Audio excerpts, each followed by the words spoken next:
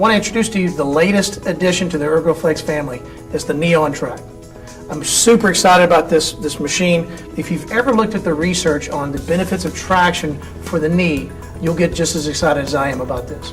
So let me cover a few things about the machine, proper setup, the various protocols we use, and then we'll talk about a few things in terms of some contraindications.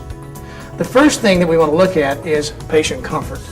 You'll notice this chair was designed specifically for the knee track, has a certain angle. The base of it may be a bit wide for some people, so if the patient's back is not securely on the back of the chair, you can certainly use a pillow or something of that nature like we do in our clinics. It'll make the patient a lot more comfortable through the treatment. So reviewing some of the patient setup, you'll notice that here at Sharitza's left thigh, we have a thigh strap. We want to make sure the thigh strap is securely fastened, but not too securely fastened to where it starts cutting blood flow off to the leg. Okay? Second strap we have is going to be below the knee. Now typically, we put this about 1.5 to 2 inches below the knee, but somewhere around the calf muscle, so you get a really good grip with the strap, is going to be by far the most effective. We also have a couple of pads. We have a pad here for the calf, and we also have a pad here for the foot. This lower pad for the foot can move out of each slot depending on where the foot is placed, depending on the length of the leg. The other aspect of this machine is that we also have an ability to move the top shelf back and forth depending on the length of the leg. It's just a small screw here, unscrew it, move it down or move it up. The position of the foot. Now, we do not want the patient with a foot rotated this way or this way. Let's make sure the foot is straight up, and we usually take the shoes off the machine as well. We don't want to place a lot of shoes on the pad either. So now that we have Sharitza securely placed and properly placed on the knee on track, we'll fill up the bladder with this pump device.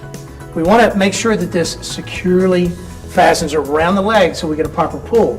So we want to pump the bladder up, once again, to a comfortable position, but not to a position to where it pops the bladder either. The knee on track has 5 total protocols. The first protocol that we have is a static traction. Very easy. It goes out to a set point and it's going to stay there the entire treatment time.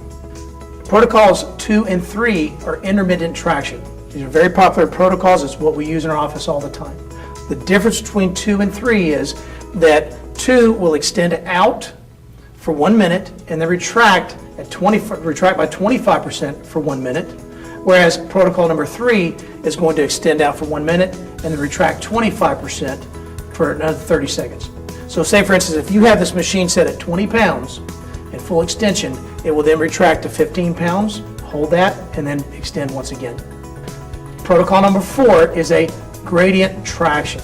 And what that means is that it's going to extend out to 1/3 of the set point. And it's going to hold that for a few seconds, extend out to 2/3 of set point, and then fully at the very end. Protocol number 5 is gradual traction. This is something that you may want to use with an arthritic knee. And what will happen in protocol number 5 is initially it will start out at 50% of what your set point is, and then gradually go up 2 pounds until you reach the final set point. So in terms of poundage, how much do you really want to pull a knee? And we've had patients that have enjoyed the 30 pounds of pull, but I will caution you that you want to do this gradually. On average, you're going to see most patients around that 20 to 25 poundage level. If you have a very arthritic knee, something that's been breaking down over a period of time, do not set them at 25 pounds initially, because you will be breaking up a lot of adhesions in the knee and make them very, very sore. My recommendation is to start out at 15 pounds initially until the patient can tolerate that, and then go out further and further as the treatment progresses. So why is the knee on track so effective? Well, one of the reasons why is it isolates the knee, where I don't know of any other piece of equipment that's out there, and they have them, but none of them isolate the knee like this does. In fact, we did some studies where we were able to put a C-arm and a video fluoroscopy, and we were able to measure the distance that this opened up, and it was approximately 58%, which is big. And if we're talking about stacked modalities, that's very important for those of you who do injections such as stem cell or hyaluronic acid or those things.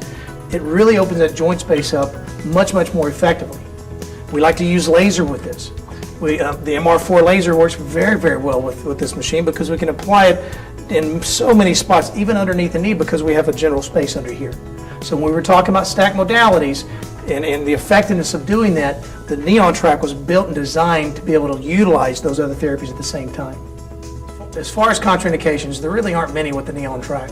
Now, just like with the back on track, if we suspect any type of cancer in the bone or anything of that nature, I'd recommend not pulling through here because that does make the bones brittle at times. The post-surgical ACL, probably not a good idea to start pulling on a knee that's just healing from surgery, so to avoid that as well.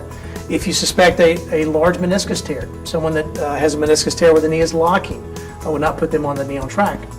Now, when I first got the machine, I said that total knee replacements, until I had an experience with a total knee replacement. They came in my office that had been through 6 months of therapy, could not even extend the knee hardly at all after 6 months, and within 1 week, we were able to really create a dramatic change in the knee. The only thing I will say about a total knee replacement is make sure you give that time knee to heal. Don't put them on the knee on track immediately after surgery. Give them a few months to heal, to let that settle in before you start pulling in that direction.